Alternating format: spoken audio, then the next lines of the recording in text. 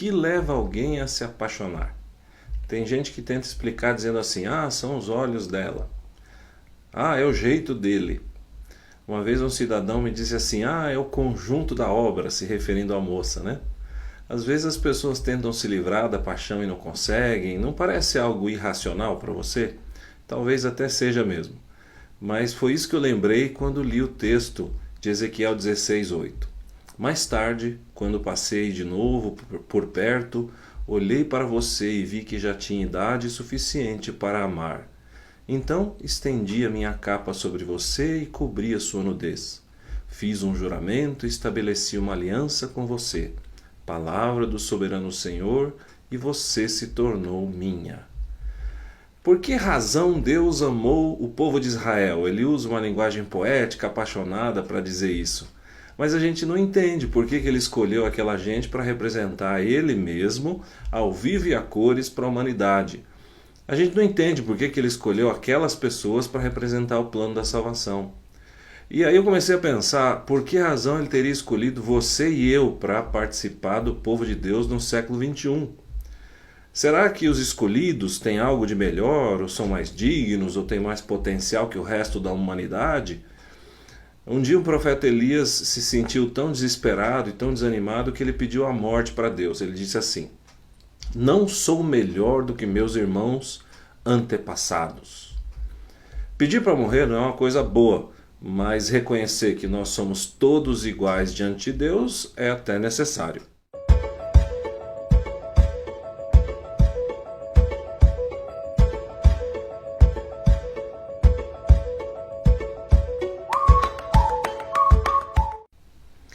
Reconhecer que o erro e a mancada são coisas normais é uma coisa. Agora, se colocar contra a vontade de Deus com força e vontade é outra bem diferente, né? Enfim, se o povo não cumprisse as condições da aliança, eles não iriam receber terra nenhuma. Quer dizer, eles até receberiam, mas os juízos viriam. E tem gente que se incomoda muito com as cenas dos juízos divinos na Bíblia. Dizem que Deus é muito severo, um tirano, mas ao mesmo tempo, quando o mal aparece, quando o mal toma conta do planeta, as mesmas pessoas criticam a Deus porque ele, como um Deus bondoso, não deveria permitir o mal no seu mundo. Quer dizer, se Deus castiga, ele é mau. Se ele tolera o mal, ele não pode ser um Deus bondoso. Está difícil. De qualquer maneira, eu entendo que uma das funções dos juízos divinos é controlar a ação do pecado. Deus traça um limite até onde o ser humano, até onde o pecador pode ir quando ele estabelece o juízo. Mas o castigo também não só destrói o mal, como preserva o bem. Esse é um aspecto interessante. Por exemplo, depois dos juízos divinos ficam os remanescentes.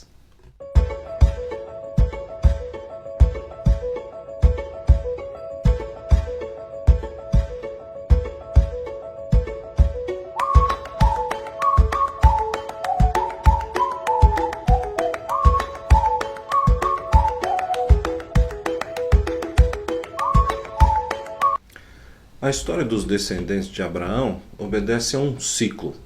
Primeiro eles abandonaram a fé, depois sofreram os juízos divinos, depois se arrependeram e depois teve um período de obediência.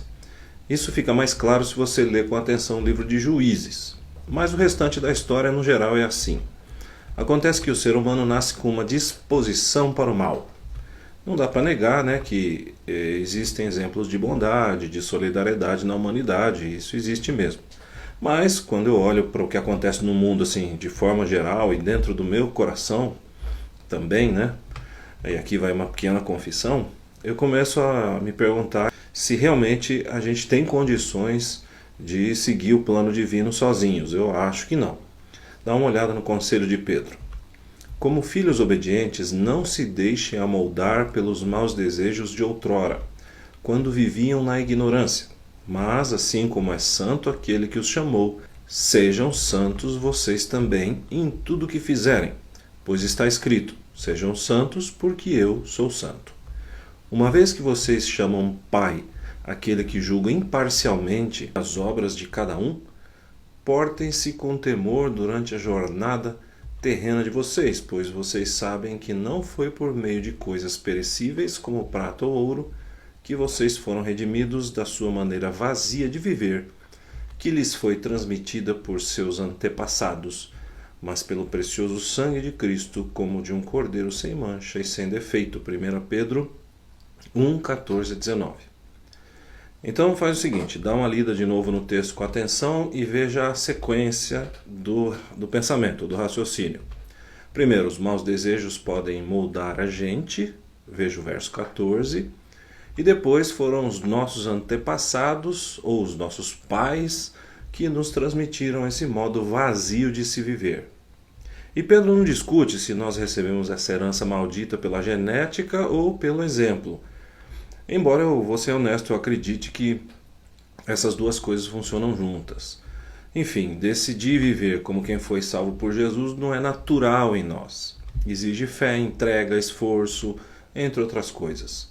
Parece que foi aí que o povo de Israel falhou e foi julgado por Deus de acordo com o seu comportamento. Eles quebraram a aliança. Apesar da quebra da aliança, as profecias apontavam para a existência de um remanescente, os restantes. Aqueles que sobrariam depois da catástrofe, aqueles que depois dos juízos divinos continuam fiéis. Naquele dia, o Senhor estenderá o braço pela segunda vez para reivindicar o remanescente do seu povo que for deixado na Assíria, no Egito, em Patros, na Etiópia, em Elão, em Sinear, em Amate e nas ilhas do mar. Ele erguerá uma bandeira para as nações, a fim de reunir os exilados de Israel. Ajuntará um povo disperso de Judá, desde os quatro cantos da terra. Isaías 11, versos 11 e 12. Essa é uma segunda chamada, leia com atenção. O Senhor estenderá o braço pela segunda vez, disse o texto. A primeira chamada foi quando Moisés retirou os descendentes de Abraão do Egito. Mas aqui, somente uma parte dos descendentes de Abraão é resgatada dos quatro cantos da terra por onde eles haviam sido espalhados. Esse tema do remanescente chama a atenção por pelo menos dois motivos. Primeiro, sempre tem quem acredite e permaneça fiel a Deus. Isso é uma coisa boa. Segundo motivo esses fiéis não estão livres do sofrimento. Daniel, por exemplo, foi levado para a Babilônia quando o sul do país foi invadido por Nabucodonosor e nunca mais ele voltou para sua terra. E o tema do sofrimento já é complicado, Fica mais difícil ainda quando se trata da agonia de quem está tentando fazer o que é certo. Mas a Bíblia previu essa situação, embora não explique por que Deus permita esse tipo de coisa. Por exemplo, um dia Jesus foi informado de que Pilatos havia matado alguns galileus no pátio do templo enquanto eles ofereciam sacrifícios.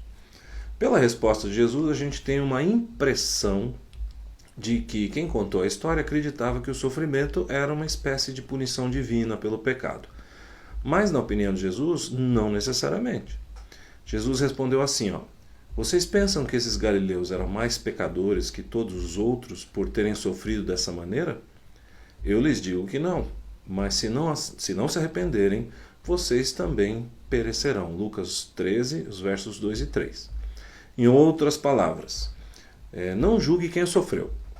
Aproveite o susto para colocar a sua vida nos trilhos, De novo, ou vocês pensam que aqueles 18 que morreram quando caiu sobre eles a torre de Siloé eram mais culpados do que todos os outros habitantes de Jerusalém? Eu lhes digo que não. Mas se não se arrependerem, todos vocês também perecerão. Lucas 13, os versos 4 e 5. Se você está sofrendo ou viu acontecer o pior com alguém que você ama, entenda uma coisa. Os remanescentes também passam por maus bocados, inclusive pela morte. Mas os fiéis estão guardados para a vida eterna. Esse deveria ser o nosso consolo e a nossa esperança. O remanescente fiel que sai da descendência de Abraão é uma comunidade de fiéis que saiu de dentro de uma comunidade ligada por laços de sangue. É um grupo religioso de fiéis que sai de dentro de uma família. Mas se o que caracteriza essa gente é a fé, é a fidelidade, a religiosidade, então isso abre as portas para a entrada de outras pessoas de fora dessa família de laços de sangue. O critério mudou.